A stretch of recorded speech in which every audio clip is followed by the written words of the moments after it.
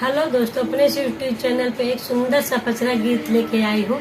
अगर मेरा ये पचरा आप लोग को अच्छा लगे तो मेरे वीडियो को लाइक करो, चैनल सब्सक्राइब और कमेंट में बताइए कि मेरा ये गीत कैसा लगा।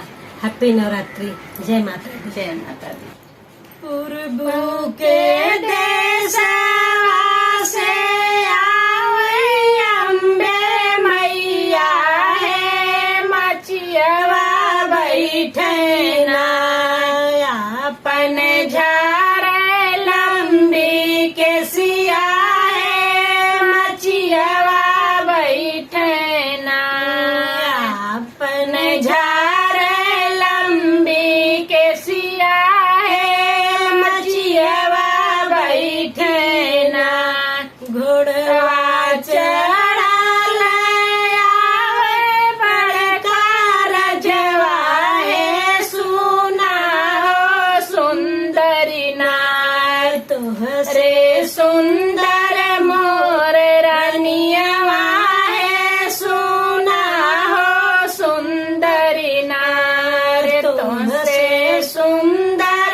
मोर रनियवा है, सुना हो सुंदरी नार। इतनी बचन जब सुनी देवी मैया है, की तानी लेली नाय ओ तो गोड़े मुड़े चदरिया है, की तानी लेली ना ओ तो गोड़े मुड़े चदरिया है, की तानी लेली ना घूमी टाली क्या मैं भैरो भैया है, सुना हो बहिनी ना भाई भोरे भी न सारे हो,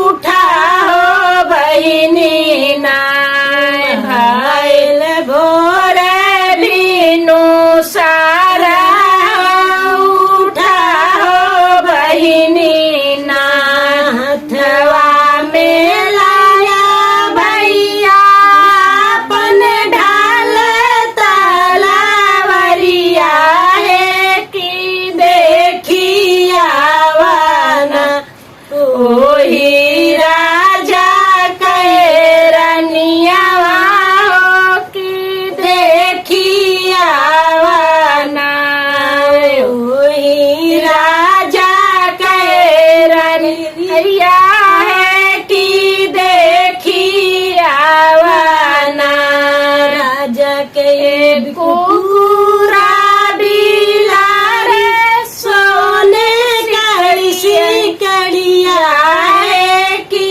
मारे मैया ना अपनी ढाल तलवरिया है, की मारे मैया ना